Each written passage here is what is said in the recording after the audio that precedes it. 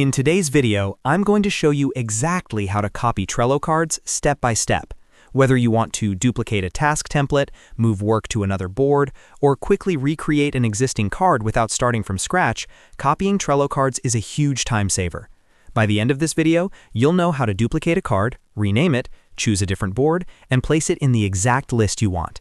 If this tutorial helps you out, make sure to hit that like button and subscribe to the channel for more simple and practical Trello tutorials. All right, let's jump right in. First, open Trello and navigate to the board that contains the card you want to copy. Once you're on the correct board, click on the card you'd like to duplicate.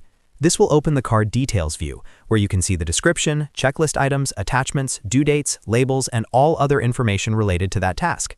With the card open, look over to the right-hand side of the screen. You'll see a panel labeled Actions.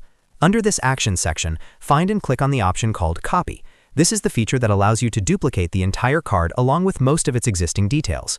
After you click Copy, a pop-up window will appear. In this window, you'll see several options that let you customize your copied card before it's created. At the top, you can confirm that you're copying the correct card.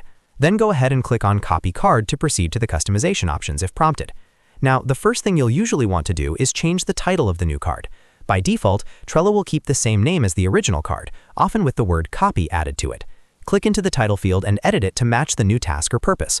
Renaming your copied card right away helps avoid confusion, especially if you're duplicating multiple cards. Next, look for the Board drop-down menu. This is where you decide where the copied card will live. If you want the duplicate to stay on the same board, you can leave this as is. But if you'd like to move the card to a completely different board, click the drop-down and select the destination board from the list. This is especially useful if you use one board as a template and another board for active projects. After selecting the board, you'll need to choose the destination list. Just below the board option, you'll see a list drop-down menu.